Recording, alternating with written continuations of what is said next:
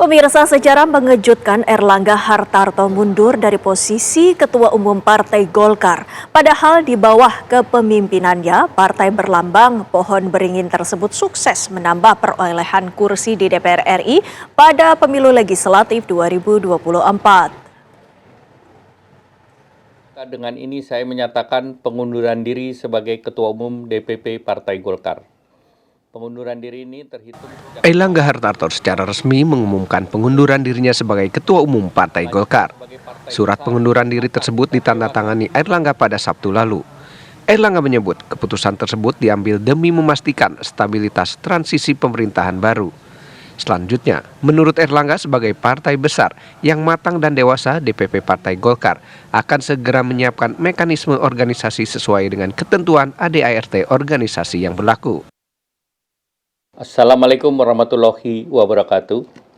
Selamat pagi para kader Partai Golkar yang saya cintai. Saya Erlangga Hartarto. Setelah mempertimbangkan dan untuk menjaga keutuhan Partai Golkar dalam rangka memastikan stabilitas transisi pemerintahan yang akan terjadi dalam waktu dekat, maka dengan mengucapkan Bismillahirrohmanirrohim serta atas petunjuk Tuhan Yang Maha Besar, maka dengan ini saya menyatakan pengunduran diri sebagai Ketua Umum DPP Partai Golkar.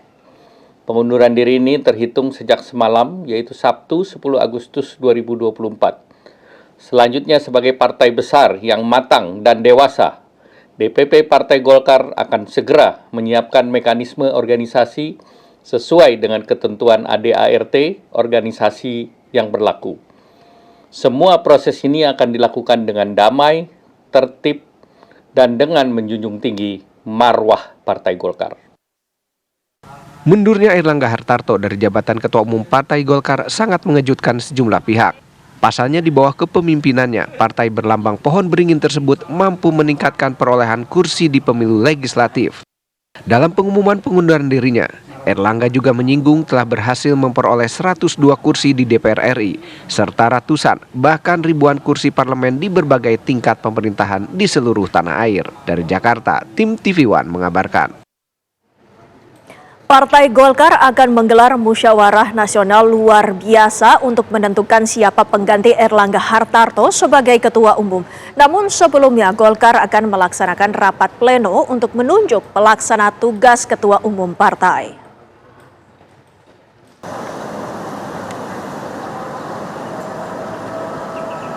Menyikapi surat pengunduran diri Erlangga Hartarto sebagai Ketua Umum, DPP Partai Golkar segera menggelar rapat pleno untuk memastikan roda organisasi tetap berjalan menjelang pilkada. Golkar akan menggelar rapat pleno pada Selasa 13 Agustus 2024. Jadi secara kepemimpinan tentu proses pengunduran diri Pak Erlangga Hartarto sebagai Ketua Umum Partai Golkar ini akan dibawa ke dalam rapat pleno DPP Partai Golkar yang akan dilaksanakan dalam waktu secepat-cepatnya. Tentu kami mentargetkan dalam 2 hari ke depan, tanggal 13 Agustus 2024, kita harus segera mengambil langkah-langkah dari DPP Partai Golkar. Dan tadi disebutkan oleh Pak Adis bahwa di forum pleno tersebut nanti akan ditentukan siapa PLT Ketua Umum yang akan menjalankan tugas-tugas Ketua Umum hingga mengantarkannya kepada Munas tahun 2024. Dalam rapat pleno akan diputuskan siapa nama yang akan ditunjuk menjadi pelaksana tugas Ketua Umum Partai Golkar. Golkar memiliki 11 wakil ketua umum yang berpeluang ditetapkan sebagai pelaksana tugas ketua umum sebelum musyawarah nasional luar biasa digelar. Jadi secara de facto sekarang DPP Partai Golkar itu diurusi oleh para wakil ketua umum berdasarkan dengan bidangnya masing-masing. Nah, tinggal secara de jure nanti pada saat rapat pleno dilaksanakan, kita akan menetapkan, menerima surat pengunduran diri itu, dan kemudian otomatis secara de facto dan de jure Pak Erlangga Hartarto sudah dinyatakan mundur secara tetap dan tidak lagi menjadi ketua umum. Kita punya 11 wakil ketua umum. Nah, tentu wakil ketua umum ini yang nanti akan dimusyawarahkan ya di dalam rapat pleno untuk ditetapkan menjadi pelaksana tugas ketua umum DPP Partai Golkar.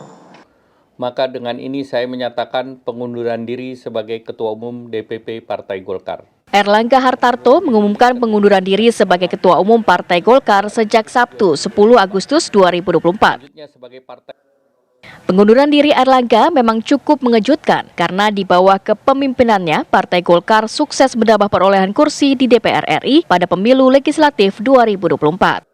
Dari Jakarta, Ade Mulia Rahman, TV One mengabarkan. Usai mundur dari Ketua Umum Partai Golkar, Erlangga Hartarto langsung bertolak ke Ibu Kota Nusantara IKN, Kalimantan Timur. Erlangga ikut menghadiri rapat Kabinet Paripurna Perdana di Ibu Kota Nusantara bersama dengan Presiden Joko Widodo. Di IKN, sejumlah Menteri Kabinet Jokowi sempat makan dan foto bersama serta ngobrol santai. Erlangga bersama menteri-menteri di Kabinet diundang Presiden Joko Widodo untuk rapat Kabinet yang berlangsung pada Senin pagi.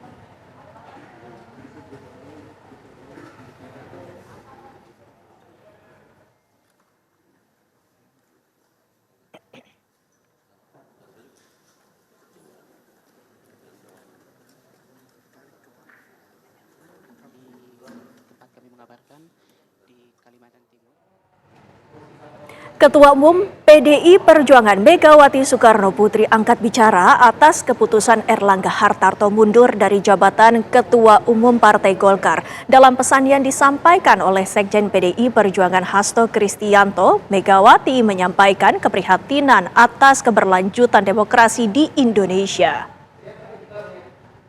Maka dengan ini saya menyatakan pengunduran diri sebagai Ketua Umum DPP Partai Golkar. Kabar mundurnya Erlangga Hartarto dari kursi Ketua Umum Partai Golkar mengejutkan banyak pihak, termasuk dari rekan sama politisi, salah satunya Sekjen PDI Perjuangan Hasto Kristianto. Menurut Hasto, mundurnya Erlangga dapat dikatakan sebagai kejadian politik luar biasa, dikarenakan terjadi menjelang pilkada serentak yang akan digelar pada November mendatang.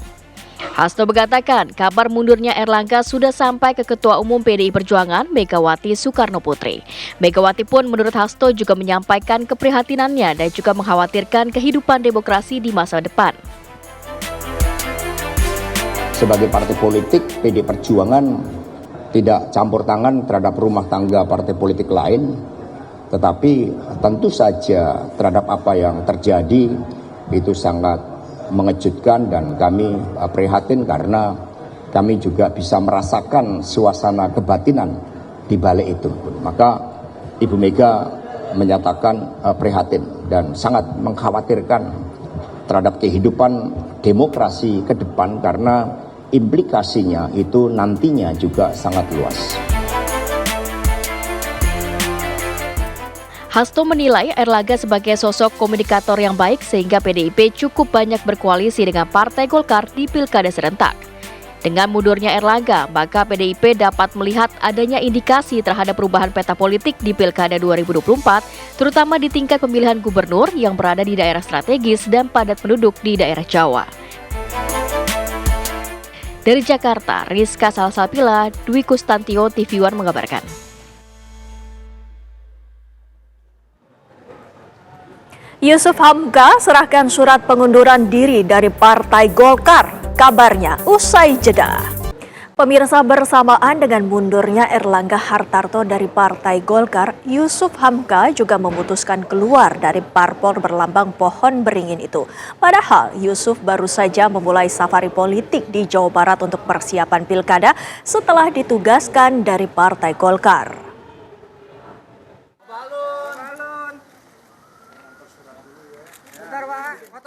Yusuf Hamka memberikan surat pengunduran diri dari Partai Golkar kepada staf Sekretaris Jenderal di Dewan Pimpinan Pusat Golkar, Slipi, Jakarta. Selain mundur dari Partai Golkar, Babah Alun juga resmi mengundurkan diri dari pencalonannya di Pilkada Jakarta dan Jawa Barat. Pengusaha jalan tol tersebut menyampaikan mundurnya dari Partai Golkar bukan karena Ketua Umum Erlangga Hartarto, melainkan momentumnya yang pas. Tapi Pak Yusuf Hamka ini mengikuti jejaknya Pak Erlangga. Enggak juga, saya kebenaran memang sudah berpikir lama. Dan Momentumnya pas? Momentumnya pas, Tuhan sayang sama saya. Kan saya udah bilang waktu saya dicalonkan kemarin ini, kan saya bilang, innalillahi wa innalillahi roji'un. Berarti saya nggak happy. Ya kan, tapi saya harus jalankan. Kalau ditanya hari ini saya sedih, tapi I'm happy. Alhamdulillahirabbil alamin buat saya. Lalu sudah ada komunikasi dengan Pak Erlangga? Belum. Saya dari Bandung kemarin habis dari Tegalega. Ya kan, saya dengar berita kaget, tahu-tahu saya cari beliau katanya di IKN. Ya tanpa persetujuan dan tanpa sepengetahuan beliau, ya saya pikir beliau udah mundur, saya mau apa lagi? Saya akan membangun sebuah komunikasi dengan Pak Erlangga pasca keputusan. Oh pasti, he is my best friend. Ya, buat saya pertemanan adalah pertama, kesetiaan utama. Itu buat saya. Pokoknya saya cuma bilang, Pak Erlangga, you are not alone. Yes. Ya, I will be with you and I don't let you walk alone. I will walk with you together. I know too much, but I don't want to talk too much. Okay? Kedepannya Yusuf Hamka mengaku tidak akan kembali ke dunia politik serta akan fokus pada bidang sosial dan infrastruktur. Langkah tersebut sesuai dengan permintaan pihak keluarga dan guru spiritualnya. Dari Jakarta, Zinkanela Junaidi, TV One mengabarkan. Sehari sebelum kabar pengunduran diri Erlangga Hartarto dari kursi Ketua Umum Partai Golkar Sabtu sore, Yusuf Hamka sempat belusukan ke Bandung, Jawa Barat. Dalam kesempatan itu, Yusuf Hamka menyatakan kesiapannya maju dalam Pilgub Jawa Barat.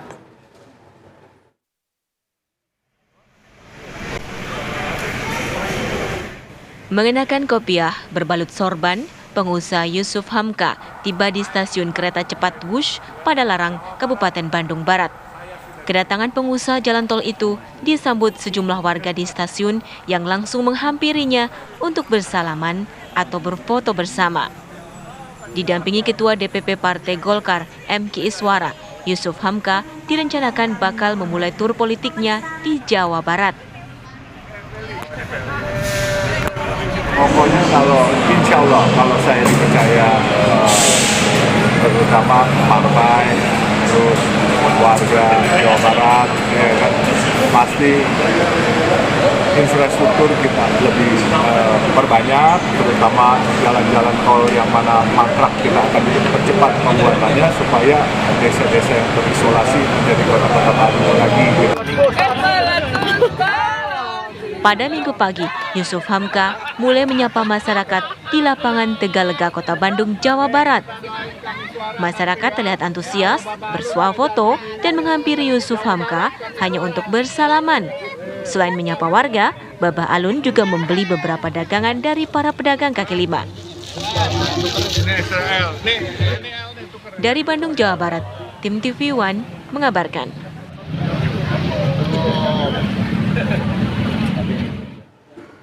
Pasca mundurnya Erlangga Hartarto, Partai Golkar akan segera melakukan rapat pleno untuk memilih pelaksana tugas Ketua Umum Partai Golkar yang rencananya digelar Selasa besok. Untuk mengetahui persiapannya, sudah ada Celia Alexandra di DPP Partai Golkar Selipi, Jakarta Barat.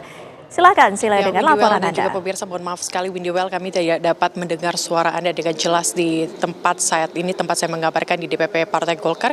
Namun bisa kami gambarkan kepada Anda bahwa rapat pleno untuk penentuan pelaksana tugas dari Ketua Umum Partai Golkar ini akan dilakukan pada esok hari, pada hari Selasa 13 Agustus 2024. Namun tadi kami juga sempat mengkonfirmasi kepada Waketum atau Wakil Ketua Umum dari Partai Golkar yakni Erwin Aksa pada pukul berapa akan dilakukan.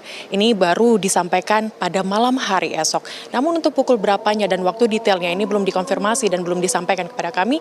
Dan masih kami akan terus cari tahu pukul berapakah nantinya rapat pleno ini akan dilakukan.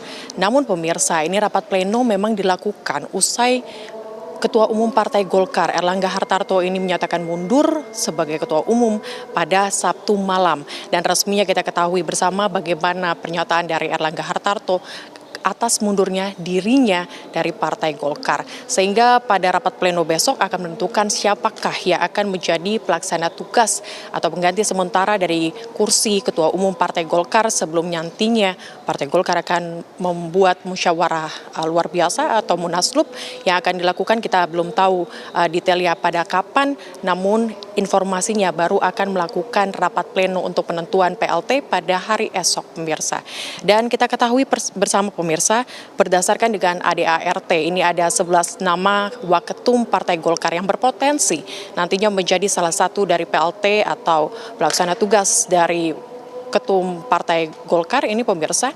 Namun sudah beredar juga di media sosial ada beberapa nama-nama yang sangat mendominasi untuk menjadi Ketua Umum atau PLT Ketua Umum dari Partai Golkar. Namun kita akan lihat siapakah nantinya yang besok akan menggantikan atau menjadi pelaksana tugas dari ketum Golkar ini sendiri, pemirsa. Dan beriringan atau bersamaan juga dengan mundurnya Ketua Umum Partai Golkar Erlangga Hartarto ini pagi hari tadi, pemirsa, di sekitar pukul 10 waktu Indonesia Barat, kabar lainnya ini muncul dari Yusuf Hamka yang merupakan Dewan Penasehat dari Partai Golkar yang juga mundur dari Partai Golkar dengan beberapa alasan. Alasan diantaranya yakni mengenai usianya yang sudah sepuh, kemudian juga sudah mengkonfirmasi kepada keluarganya dan ini merupakan saran dari keluarganya. Kemudian juga akan melanjutkan program pembangunan 38 masjid dan juga yang terakhir adalah kembali untuk melakukan cita-citanya yakni menjadi pekerja sosial. Adapun pemirsa yang sebelumnya memang Yusuf Hamka ini atau Baba Alun yang kita kenal dengan Baba Alun ini sempat akan bersanding di kontestasi pilkada di DKI Jakarta yang sudah sempat sebelumnya ini diusung oleh Erlangga Hartarto. Ini artinya Yusuf Hamka ini tidak lagi untuk maju di pilkada dan juga maju di kontestasi politik lainnya. Dirinya juga sempat menggarisbawahi bahwa dirinya tidak akan melakukan politik lagi dan juga akan terus bersama dengan pemerintah untuk sosial dan juga infrastruktur lainnya. Sementara demikian, Windy.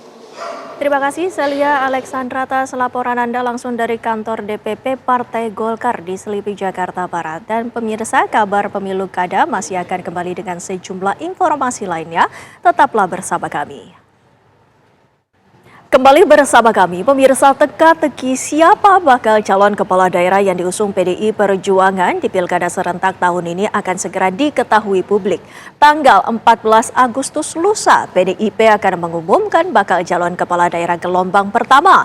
Apakah nama bakal calon gubernur Jakarta akan ikut diumumkan Rabu besok? Lagu Kebangsaan Indonesia Raya diikuti dengan pemutaran. Hari Rabu tanggal 14 Agustus 2024 dipilih PDI Perjuangan untuk mengumumkan siapa saja yang akan maju di Pilkada serentak mendatang. Sekjen PDI Perjuangan Hasto Kristianto mengungkap nama bakal calon kepala daerah untuk Pilkada serentak tahun ini akan diumumkan langsung oleh Ketua Umum PDIP Megawati Soekarno Putri. Walaupun demikian, Hasto belum mau membocorkan daerah mana saja yang akan diumumkan bakal nama calon kepala daerah dan wakil kepala daerahnya pada pengumuman gelombang pertama itu. Jadi pada tanggal 14 Agustus, jadi hari Rabu 14 Agustus, itu nanti kami akan mengumumkan, ya Ibu Megawati Soekarno Putri akan mengumumkan calon kepala daerah dan calon wakil kepala daerah yang gelombang pertama. Yang diumumkan itu nanti merepresentasikan Indonesia kita. Ada yang dari Aceh, ada yang dari Papua, ada yang dari Jawa, Sumatera, Kalimantan, Maluku, pokoknya Kalimantan lengkap. Bulan Agustus ini diprediksi menjadi pilihan bagi partai politik untuk menetapkan pasangan calon dalam pilkada, terutama pilkada di daerah-daerah strategis. Sebab pada bulan ini akan dibuka pendaftaran pasangan calon untuk pilkada pada tanggal 27 Agustus hingga 29 Agustus 2024.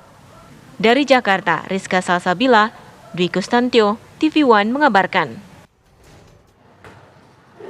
PDI Perjuangan resmi mengusung Edi Rahmayadi sebagai bakal calon gubernur Sumatera Utara melawan Wali Kota Medan Bobi Nasution. Dengan majunya Edi Rahmayadi, persaingan di Sumatera Utara bakal ketat karena Bobi Nasution didukung koalisi Jumbo.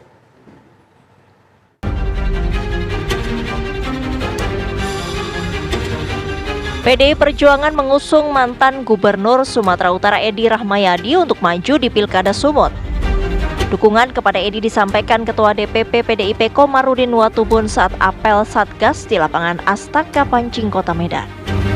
Edi dipanggil untuk naik panggung untuk diberikan surat perintah maju sebagai bakal calon Gubernur Sumatera Utara. Edi Rahmayadi menyatakan siap dan optimistis kembali memimpin Sumatera Utara. Saya mengucapkan banyak-banyak terima kasih. Kita bersatu padu untuk menegakkan demokrasi di negara yang kita cintai ini.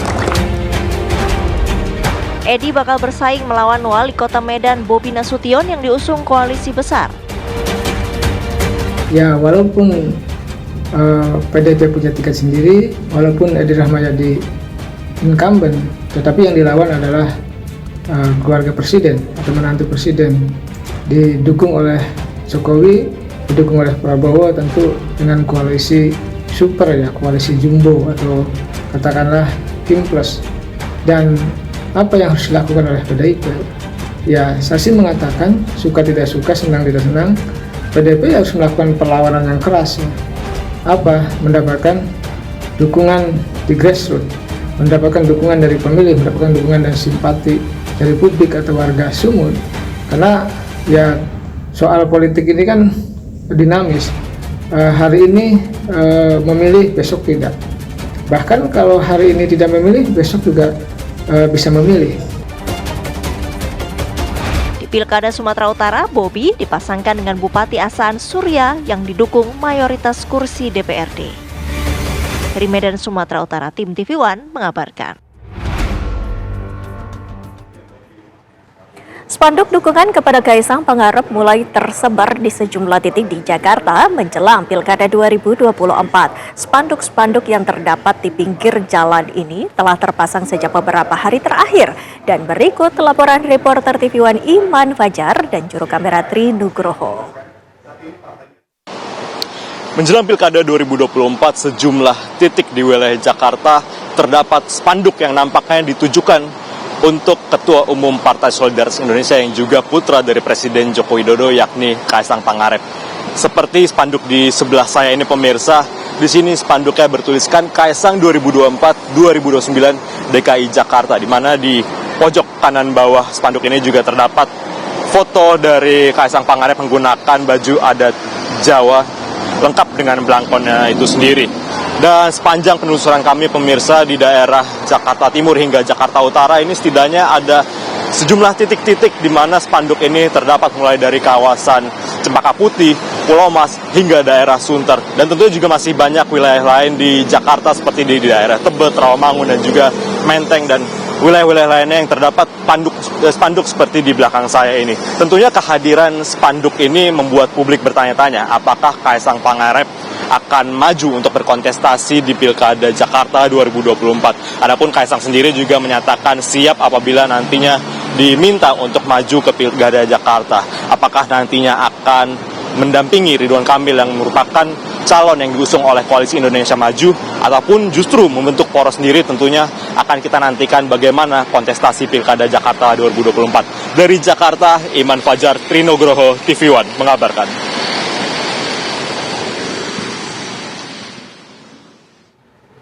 Ada masih bersama kami, pemirsa. Rekaman suara mantan Gubernur DKI Jakarta Anies Baswedan beredar luas di media sosial terkait klarifikasi soal tenggat waktu cari kawan di Pilkada Jakarta 2024.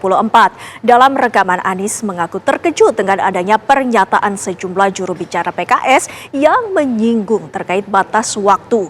Sementara itu, penjelasan disampaikan Ketua DPW PKS DKI Jakarta Hoirudin membalas voice note kiriman Anies tersebut. Jadi akhirnya hari Rabu sore tanggal 31 Juli ya, saya berjumpa dengan Pak Presiden dan dalam pertemuan itu saya sampaikan bahwa saya siap untuk berjuang bersama Pak MSI sebagaimana yang diputuskan di DPTP. Nah, jawaban itu disambut baik oleh Pak Presiden. Disampaikan juga bahwa gini kira-kira, dengan adanya keputusan ini maka mesin partai bisa mulai bergerak. Jadi itu pembahasannya, sama sekali kita tidak membahas soal 40 hari dan lain-lain. Nah, cuman saya kaget aja mendengar jubir-jubir PKS di media mengatakan tenggat waktu 40 hari, lalu deadline 4 Agustus sebagai deadline cari partai lain. Mengapa kaget? Karena memang tidak pernah dibahas ya. Dan setahu saya memang tidak pernah ada deadline soal SK dari partai lain. Yang ada adalah soal apakah setuju dengan Pak MSI sebagai pasangan. Soal pemberian tenggat waktu 40 hari hingga tanggal 4 Agustus, para jubir mengambil kesimpulan dari fakta bahwa menurut Presiden PKS sudah sejak 20 Juni 2024 sudah menyampaikan secara langsung ke Pak Anies soal keputusan DPTP PKS yang mencalonkan Pak Anies sebagai calon gubernur dengan calon wakil gubernurnya dari kader PKS yaitu Bapak Muhammad Soebul Iman, PhD, dan mengingatkan bahwa PKS tidak bisa mengusung sendiri dan meminta Pak Anies juga untuk memastikan Nasdem dan atau PKB untuk ikut mengusung pasangan ini. Dan secara terbuka keputusan ini diumumkan oleh Presiden PKS pada tanggal 25 Juni 2024. Dan untuk kedua peristiwa ini, Pak Anies menyambut positif dengan menjawab langsung ke Presiden PKS maupun via rekaman dari Spanyol yang diunggah di medsos. Dari situ kami menyimpulkan bahwa Pak Anies sudah menerima keputusan DPTP mencagupkan Pak Anies dengan Pak Soebul Iman sebagai cawagupnya. Maka ketika akhir Juli Presiden PKS didampingi PIC-nya menyampaikan keputusan PKS langsung ke Pak Anies soal tenggat waktu 4 Agustus, tentu bukan soal persetujuan Pak Anies terhadap Pak Soebul Iman sebagai cawagup untuk Pak Anies, melainkan keberhasilan Pak Anies untuk mendapatkan kepastian tambahan dukungan. Partai Keadilan Sejahtera PKS membuka peluang untuk bergabung dengan Koalisi Indonesia Maju di Pilkada Jakarta.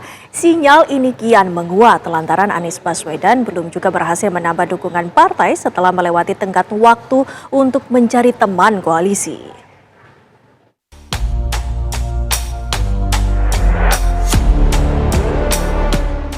Sinyal Partai Keadilan Sejahtera PKS merapat ke Koalisi Indonesia Maju kian menguat. Terbaru isyarat ini tercermin dari pernyataan Presiden PKS Ahmad Saiku yang akan terus melanjutkan komunikasi dengan Presiden terpilih Prabowo Subianto. Bahwa pimpinan PKS telah berkomunikasi dengan Bapak Prabowo Subianto sebagai Presiden Republik Indonesia terpilih pada Pilpres 2024. Tentu saja kita juga memahami bahwa hubungan PKS dengan Pak Prabowo Subianto ini sudah terjalin sejak pemilu Presiden 2019 dan pemilu Presiden sebelumnya tahun 2014.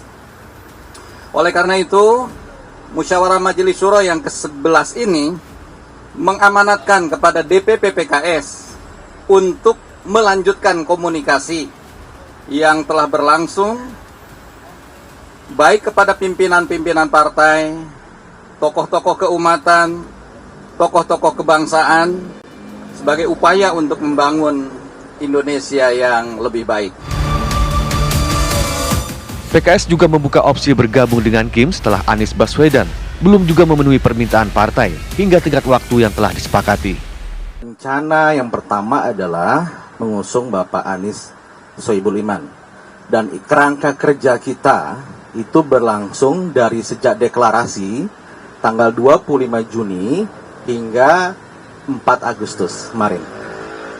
Karena sampai 4 Agustus kemarin kursi yang harus dipenuhi yakni 22 kursi belum terpenuhi, maka kita DPP PKS memiliki ijtihad untuk membuat opsi-opsi lainnya.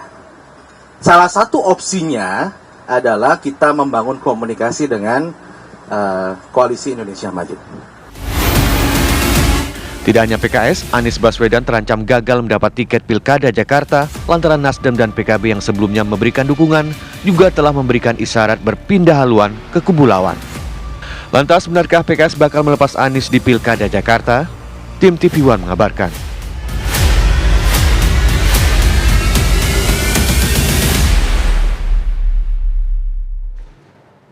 Terima kasih Anda tetap bersama kami. Pemirsa, Wakil Presiden Ma'ruf Amin angkat bicara soal permasalahan antara PKB dan PBNU.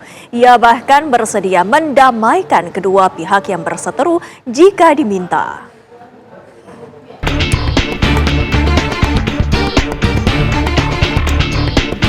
Wakil Presiden Ma'ruf Amin siap menjadi mediator untuk mendamaikan pengurus besar Nahdlatul Ulama, PBNU, dan Partai Kebangkitan Bangsa PKB yang kini tengah merenggang.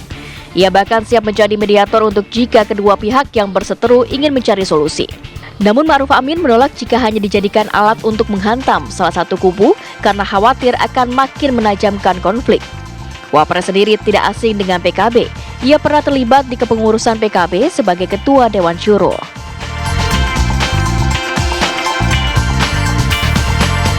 Untuk mendamaikan itu kan perintah agama, apalagi saya juga terlibat dulu waktu pendiriannya, bahkan Ketua Dewan Syuro pertama saya sebelum Gus Dur, tentu saya punya. Tapi kalau hanya untuk nyari peluru untuk menghantam yang satu, hanya minta dari saya tapi untuk digunakan peluru untuk menghantam yang lain, saya tidak bersedia. Kalau itu kan namanya saya memberi peluru-peluru untuk tambah konfliknya. Tapi kalau saya dimintai untuk mendamaikan dan mereka ingin berdamai, mencari solusi, tentu saya sangat siap untuk melakukan itu. Hubungan antara PKB dan PBNU kian memanas beberapa pekan terakhir yang diawali dari rencana PKB membentuk pansus haji di DPR. PBNU kemudian membalas dengan membentuk tim khusus untuk mengkaji ulang hubungan PBNU dan PKB. Dari Jakarta, tim TV One mengabarkan. Menyambut perayaan Hari Kemerdekaan Republik Indonesia, pembangunan Istana Negara serta Istana Garuda di Ibu Kota Nusantara terus dikebut pengerjaannya. 6 hari jelang pelaksanaan upacara peringatan Hari Kemerdekaan ke-79 Republik Indonesia yang akan digelar di Ibu Kota Nusantara, berbagai persiapan terus dilakukan. Di lapangan upacara terlihat pasukan TNI dan juga Purna Paskibraka melakukan pengecekan tiang bendera dan juga tali untuk memastikan siap untuk digunakan. Selain itu juga dilakukan pengujian terhadap fungsi listrik, internet, pengeras suara serta sirine yang akan digunakan saat momen detik-detik proklamasi. Dengan melakukan berbagai pengecekan dan pengujian di lapangan, perayaan HUT ke-79 RI di Ibu Kota Nusantara dipastikan siap dilaksanakan.